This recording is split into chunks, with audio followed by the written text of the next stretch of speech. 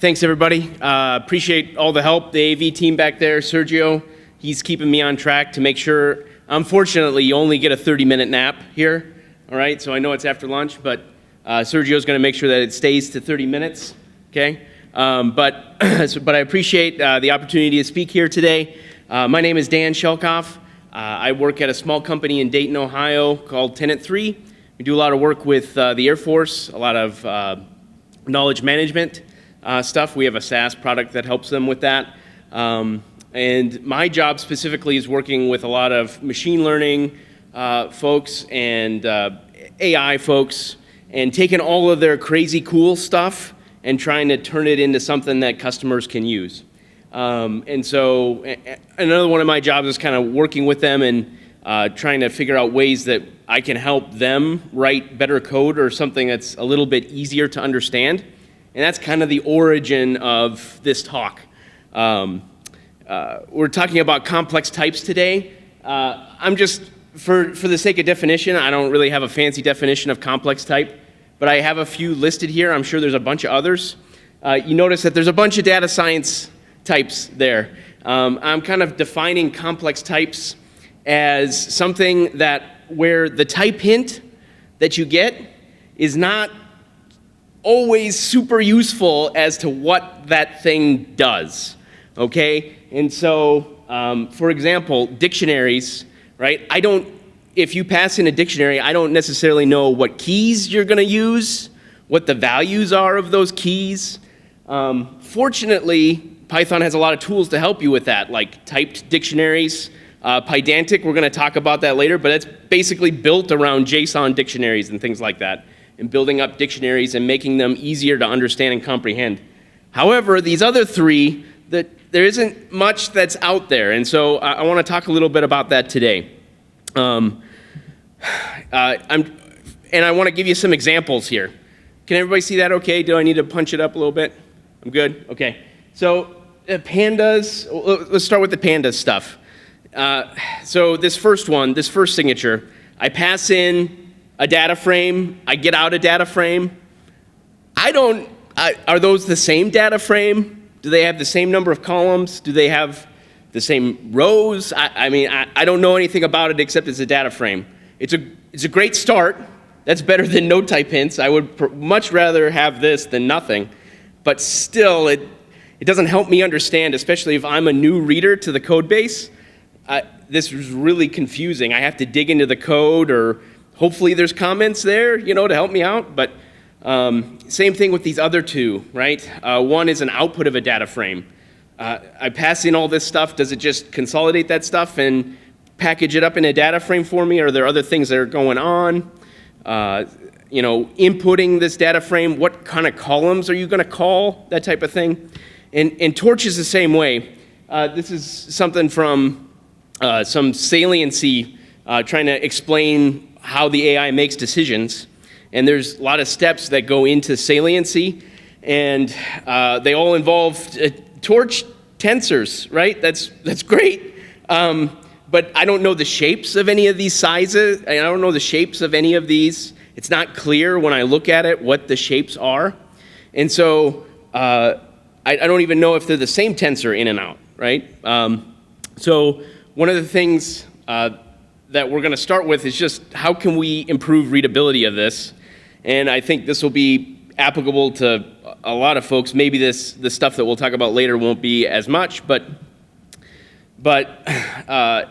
we can start by using type aliases, okay? Type aliases, are basically equating one data type to a different name, okay? So, and the syntax is a little bit different from 3.12 on and 3.11 and back. With 3.11 and back, you give it this type alias type from the typing library, and you equate it to Pandas data frame. And same with 3.12, you have this type keyword, and that adds a few extra fancy things in the typing system for you that will be probably used down the road.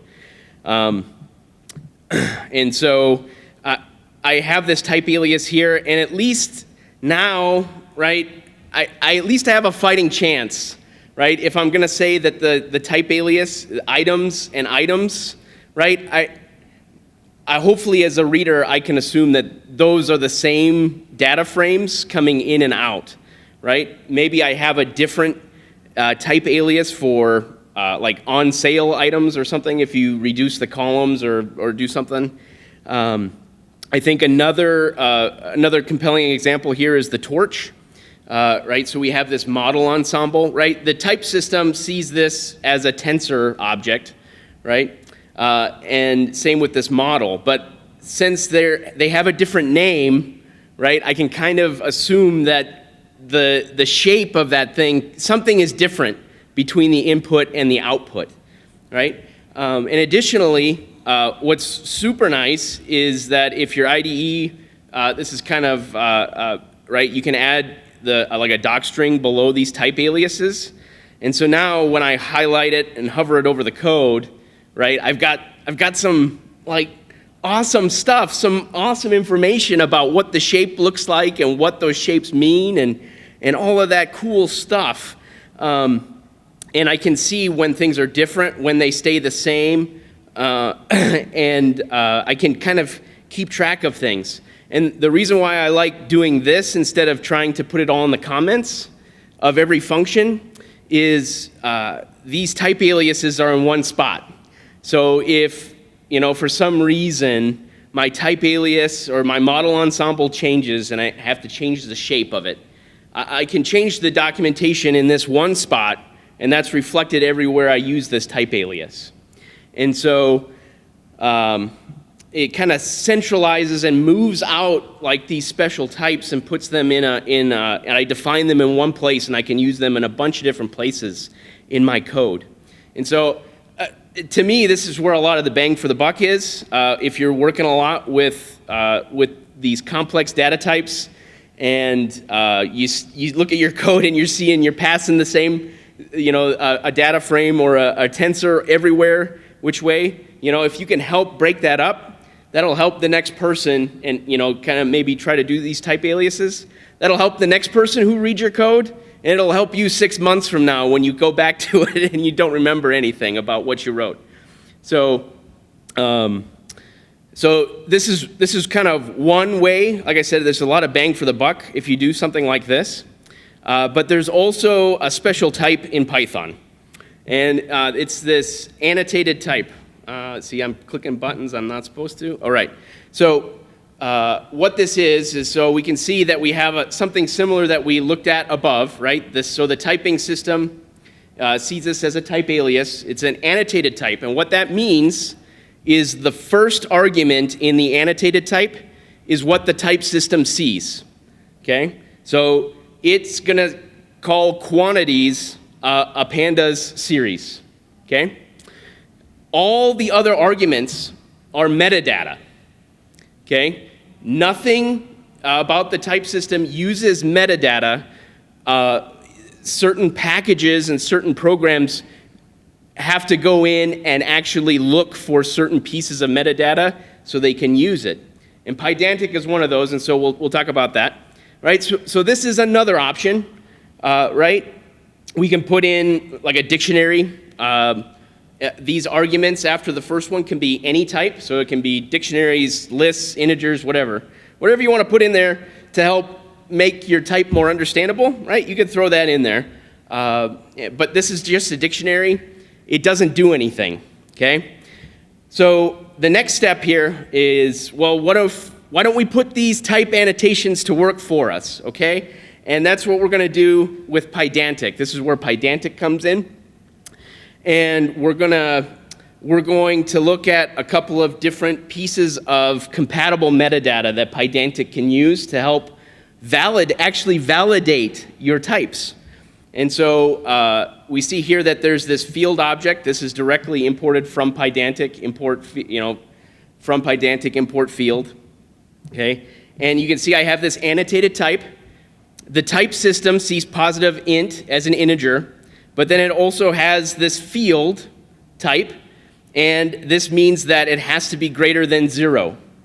Okay, so in of itself, that doesn't mean anything unless I pass it to a specific type in Pydantic, or a specific object in Pydantic that can process that.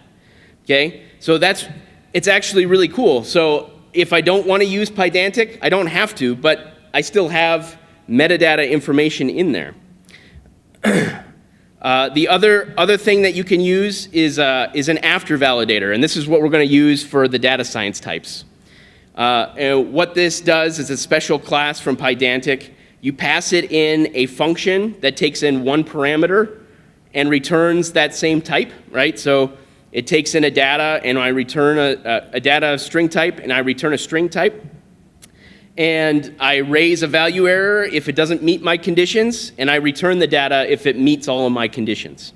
And so I put that into my annotated type as a special piece of metadata, okay? And now my even string has that information in there. I can even take these type definitions that I've created and combine them together. So I'm just creating a normal tuple with this positive integer and even string.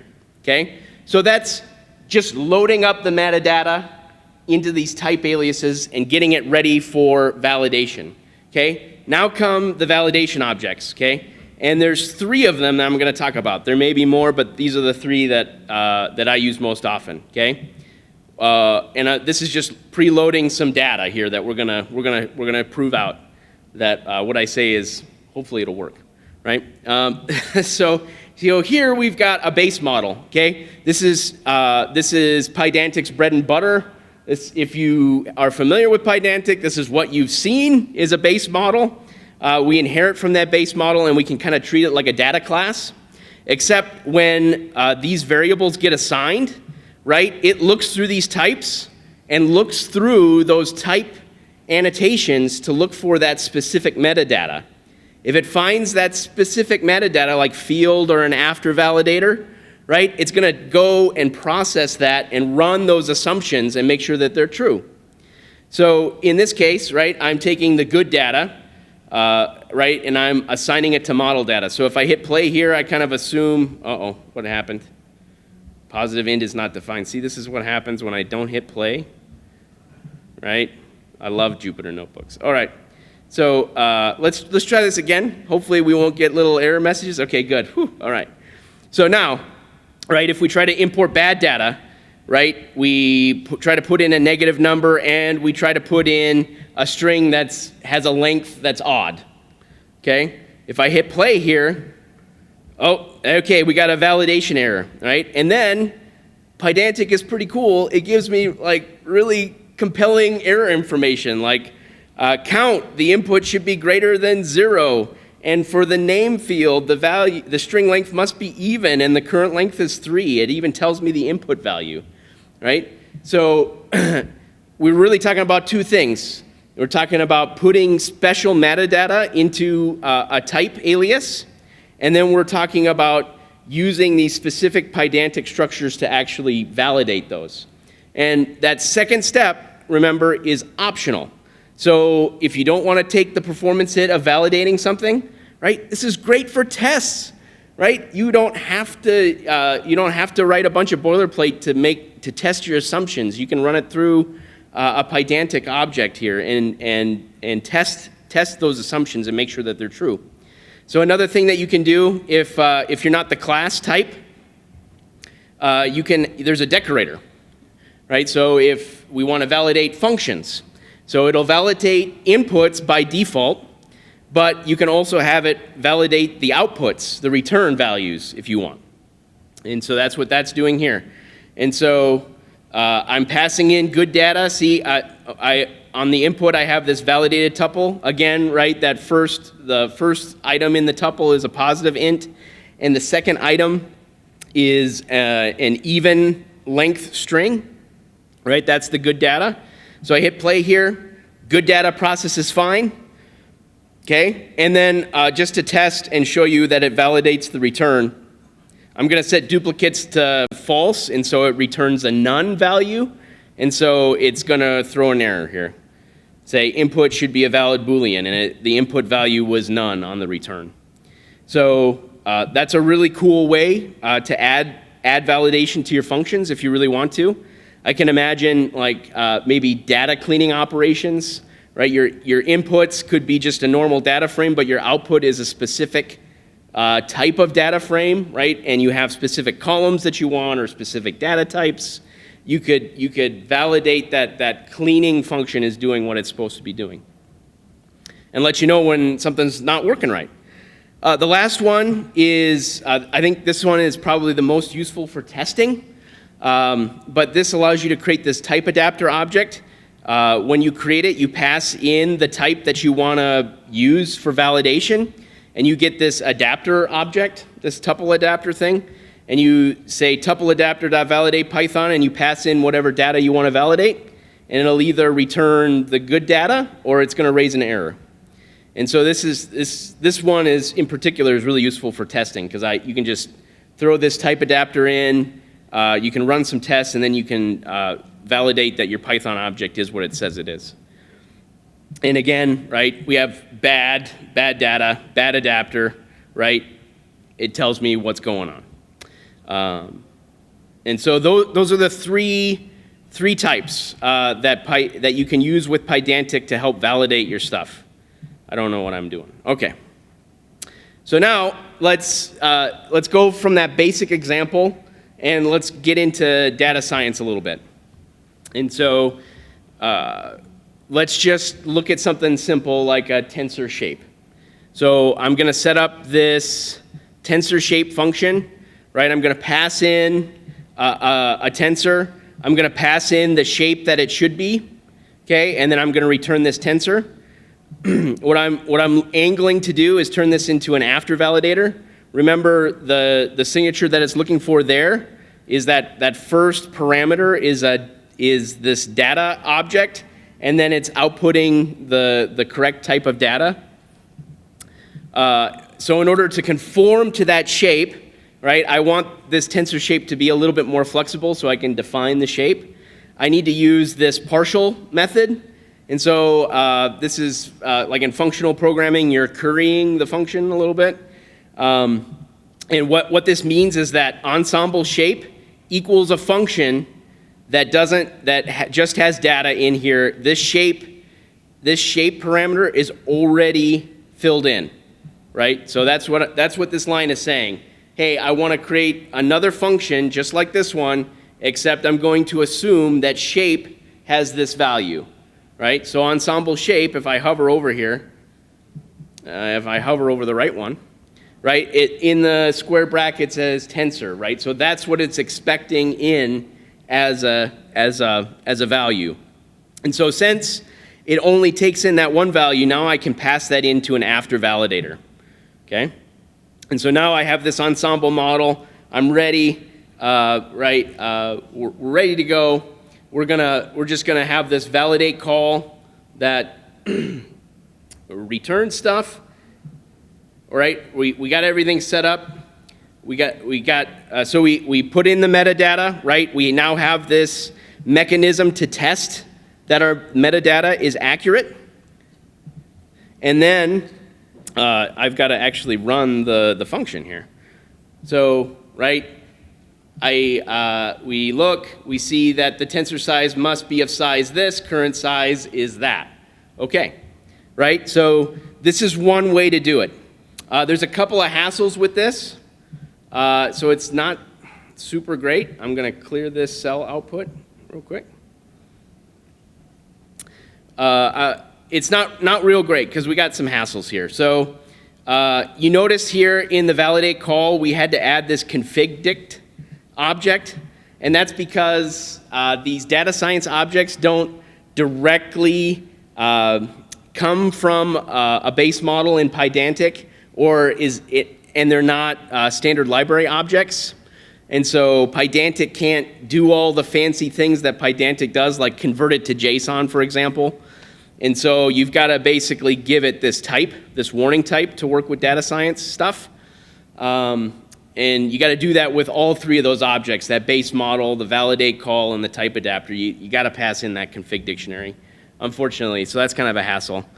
The other thing that you have to do is that if you want generic types or generic functions here, you got to use functools.partial. And maybe that's not a big deal, but it's just another added step that you got to do. And if we look at this, type in this line, it isn't super obvious what this innate ensemble shape means, right? So then I've got to look at this other line to understand what the shape requirements are. So it's not super ideal, and so I've took some of those hassles and made a package to try to smooth out some of those hassles here. It's very creatively named DS validator, okay? And what we've got here is we have some built-in validators for Torch, NumPy, and Pandas. And we're just going to show Tensor here, right? But we in the annotated types, we just pass in these functions, right, that are clearly named and labeled that, hey, here's what the shape is. I can make the shape a lot of weird things, right? So I can set a fixed number.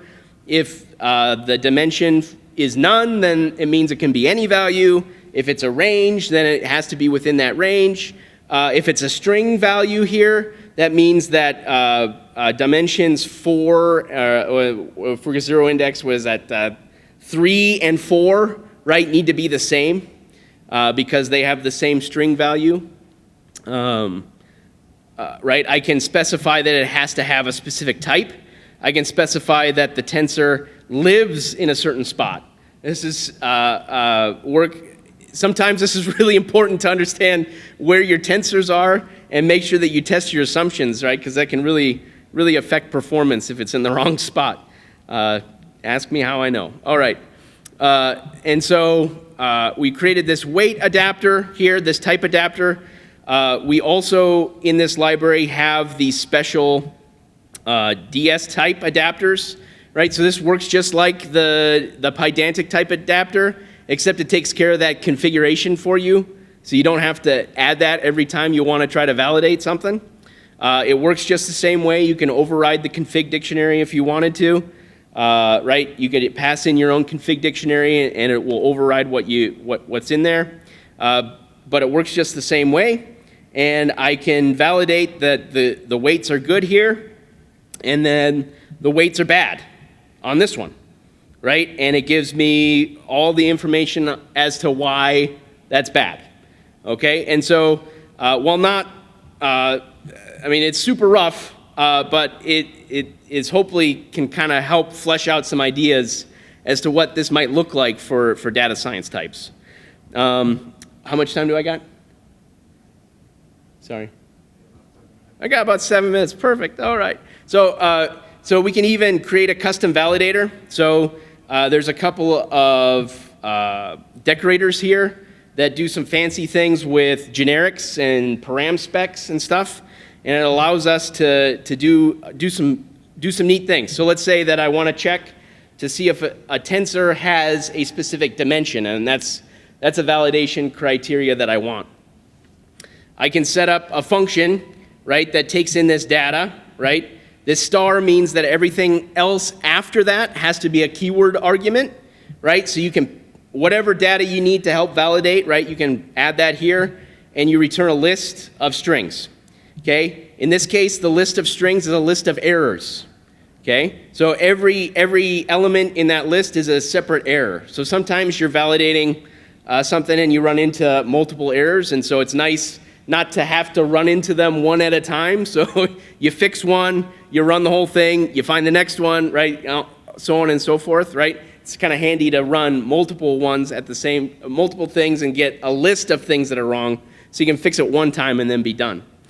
And so that's what this is doing here, right? So if the data that comes in doesn't match the dimensions, okay, well that's great. Then I'm going to return this string.